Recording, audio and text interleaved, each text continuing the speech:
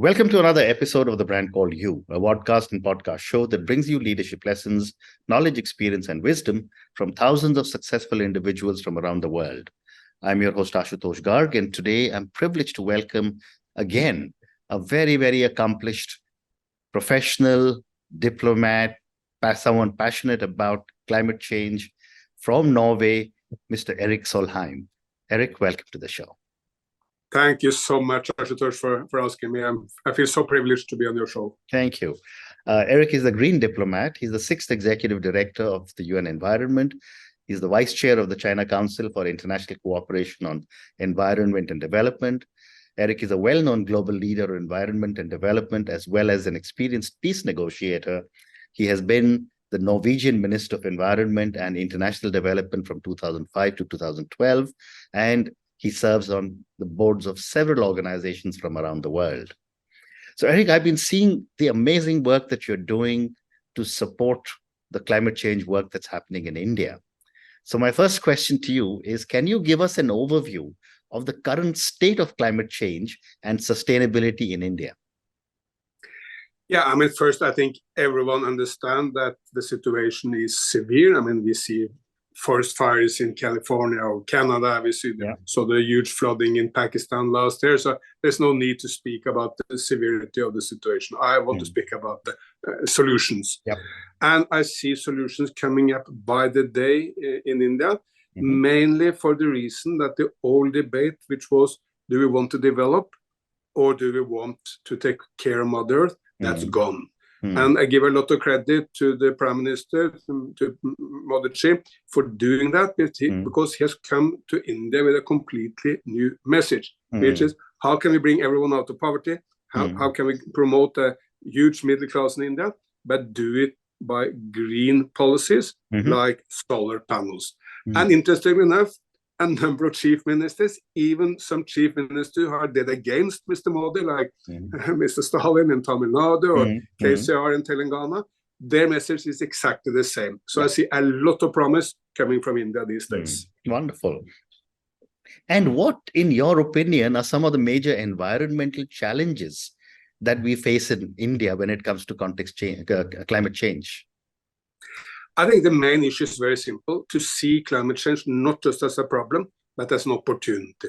Opportunity for jobs, opportunity for progress, opportunity for wealth. And of course, there are any number of jobs to be had. There is a company which I think most Indians know, Ola. They have just set up a fantastic green, clean factory in Tamil Nadu. 2,000 young Indians are working there, all Tamils. But they have a slogan which I really love. It says, Tesla for the West, Ola for the rest. Because meaning that right there in Tamil Nadu in India, you can make products for the world market, capturing the world market, creating jobs, while at the same time going green. Great response. Thank you.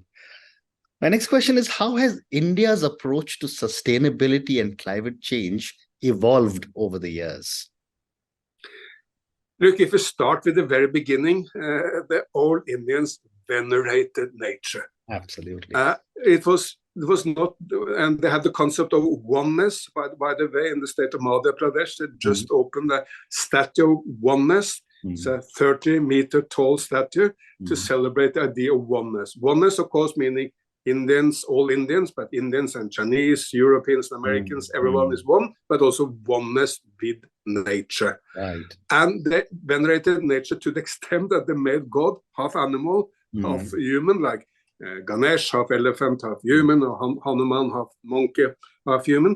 So from the very, very beginning of times, the environment was on top of the agenda. But of course, during modernization of India, people wanted rapidly to get out of poverty, and then they prioritized economic development rather than nature. But now the opportunity is there because solar is the cheapest energy in the world. There's no need to go into coal, no need to go into fossil fuels because solar is cheaper. Wind is also cheaper. So for the first time, this old idea of complete oneness of humans and nature can also be implemented in the real life of the modern economy. Well said. And what, in your opinion, are some of the key government initiatives? And I'm delighted you said that irrespective of which government may be at each state, the agenda for climate change seems to be the same. So what, in your opinion, are some of the key government initiatives and policies in India aimed at addressing climate change and sustainability?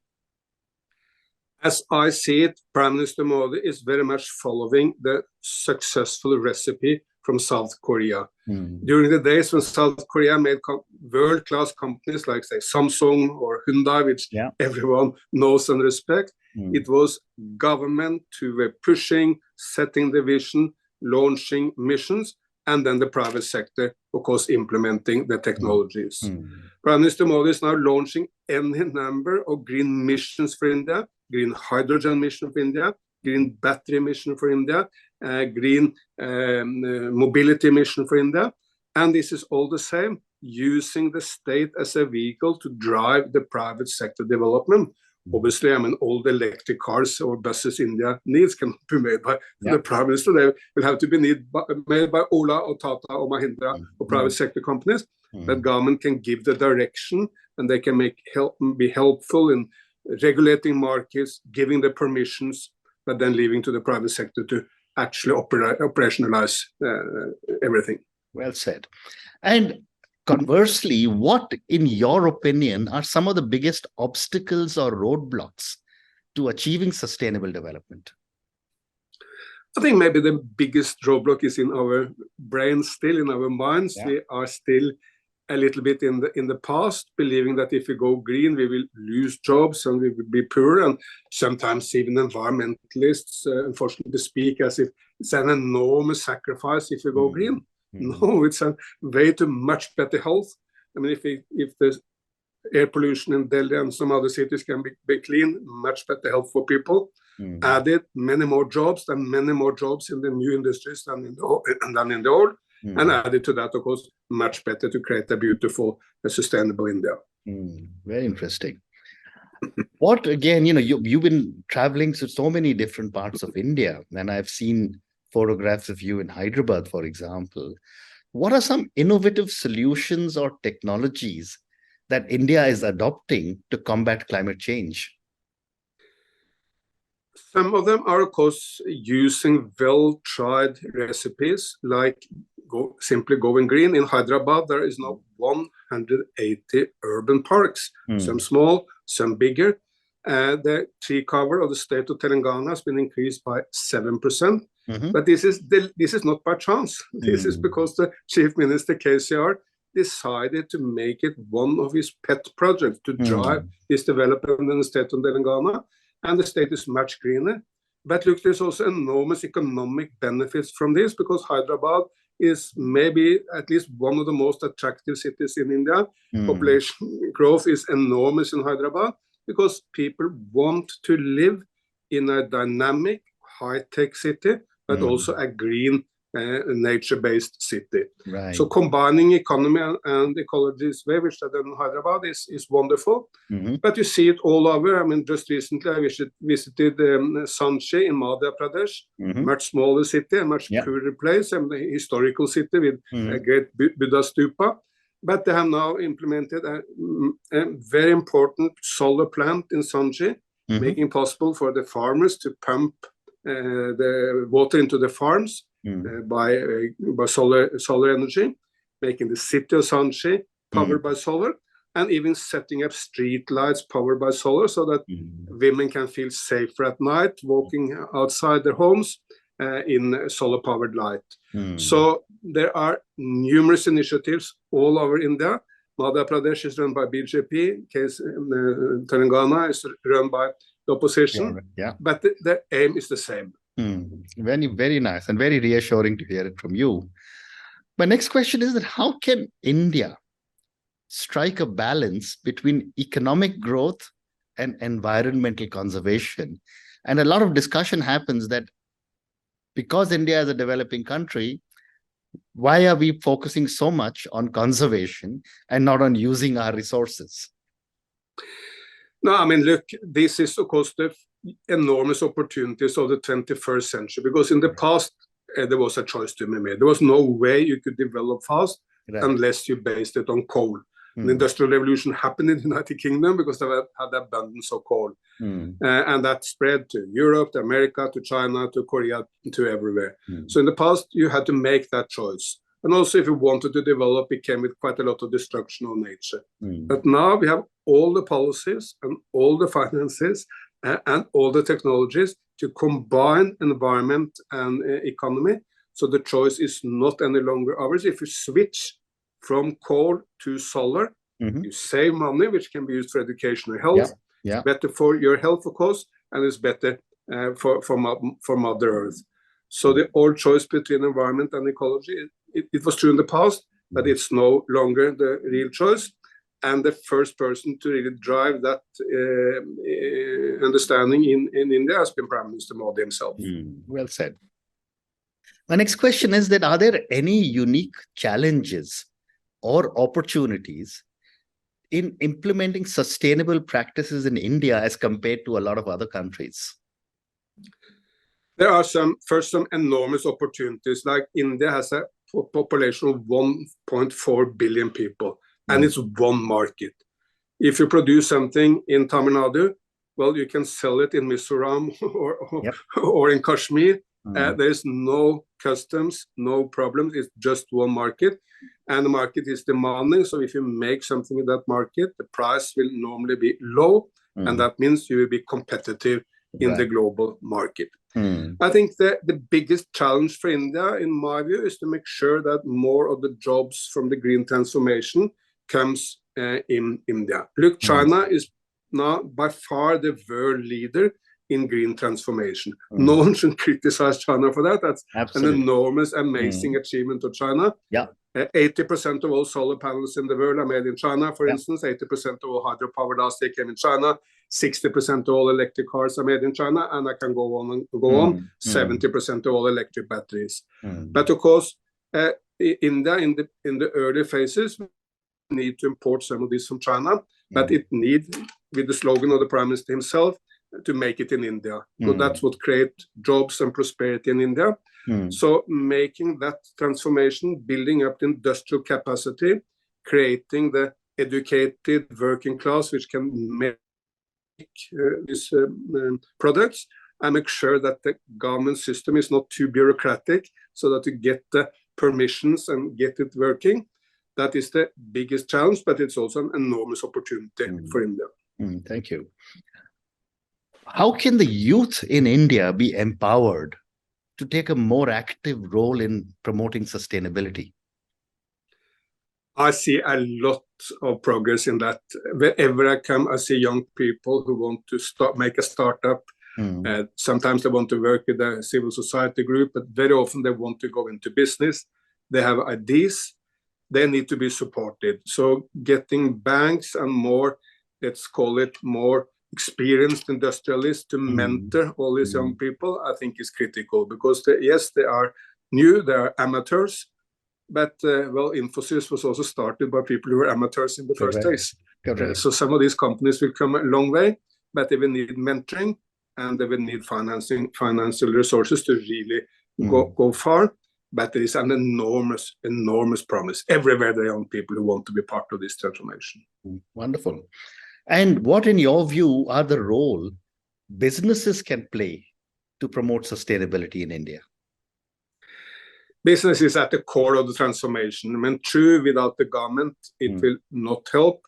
If the bureaucratic system of the government make it impossible to, say, get the permission to set up a solar plant or to make offshore wind, nothing will work. So you need a strong government.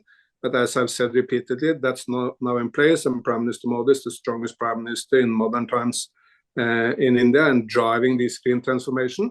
And you have strong governments in many states, some of them with the BJP and some of them also with the opposition. But within this framework set by the government, business is the key. There is no way governments can produce all the technologies, drive the change. So businesses need to see the opportunities, need to see the markets, look into how they can produce first in India for a demanding home market, but then to go abroad. India is still some way to go to compete with China when it comes to manufacturing, when it comes to IT, India is a world leader. I mean, India is the first country in the world, for instance, to make visas virtual. If you go to the United States or China or Europe, wherever, it's a paper. It's in the passport. Yep. India has made a virtual passport or virtual visa. It shows how far India is coming. And wherever I go in India, I'm connected everywhere. Some parts of Europe is difficult, but wherever I go, I'm easily connected. Absolutely. So India has a lot to show for itself, but it needs to kind of take these enormous business opportunities into competitiveness on the global markets. Wonderful. So I have time for two more questions for you, Erik. My next question is, how can India collaborate with other countries and international organizations to address global climate change challenges? The main global economies, India, China, the United States, and Europe, are now all driving in the same direction. They are all leaders who understand the importance of climate change and want to go green. India can, of course, learn from others in areas where, say, China has developed technologies further than India. But India can also teach the world quite a lot. Look, the G20 presidency of India was the most dynamic presidency of the G20 ever. No other nation has been able to put G20 so center stage and drive compromises on diplomatic issues in the way India did, and that's, of course, shows a great respect to the Prime Minister, but also to say Amitabh Kant, the G20 Sherpa, and many others, Jai Shankar, the Foreign Minister, they simply did very, very well. Absolutely. So the time where India should just import ideas is gone. India shall learn from others, but also export ideas and technologies to the rest of the world. I mean, just give you one example. The respect for animals in India is higher than anywhere else in the world. Absolutely. If a wolf in my nation, Norway, kills, I mean, it's never killing humans. Sometimes it kills sheep. It will be immediately killed. If an elephant or a tiger even kills humans in India, it's not killed, it's replaced into a new national park where it cannot, or a new environment where it cannot harm humans. Absolutely. That speaks so loudly about respect of animals or nature, which is so strong in India, and which India basically should tell the rest of the world, please come and look. Thank you. What a great response. And my last question, what are some of the key lessons that other countries can learn from India's approach to climate change and sustainability? I think the most important is this understanding that there are opportunities. I see a number of developing countries, they spend all their time demanding more money from the United States or Europe. I mean, that's a very, very fair demand. I fully understand it and support it, but it will not bring that developing country far, because they won't get a lot. Only those nations like India who say, oh, wow, here's an opportunity. We can capture market, we can grow our business, we can have 7% economic growth while going green, only they will succeed.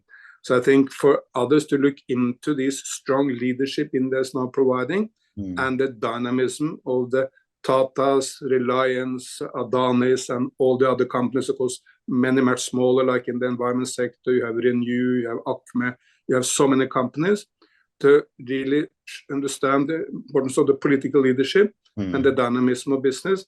That's the main takeaway from other developing countries in the relationship to India. Wonderful. For the first time, I mean, in the past, it was nearly always, I mean, at least for the last 200 years, the West who was leading the world. It's gone. Now we see India, and of course also China, leading the world. Strong South nations. Well said. And India is benefiting from the enormous market, and there are no trade restrictions within India. So when you make something, you can make it at scale, cheap, and then go abroad. Very well said. Erik, on that note, thank you so much for speaking to me. Thank you for talking to me about so many different aspects of climate change. Every time I speak to you, I learn something new. Today, I got such an amazing perspective from you on the work Indian leaders are doing. And thank you for also comparing so many different opportunities that India could learn from the world and some of the areas India could contribute to the other countries of the world. Thank you again and good luck. Thank you so much for asking. Thank you. Thank you for listening to the Brand Called You videocast and podcast, a platform that brings you knowledge, experience, and wisdom of hundreds of successful individuals from around the world. Do visit our website www.tbcy.in to watch and listen to the stories of many more individuals. You can also follow us on YouTube, Facebook, Instagram, and Twitter. Just search for the Brand Called You.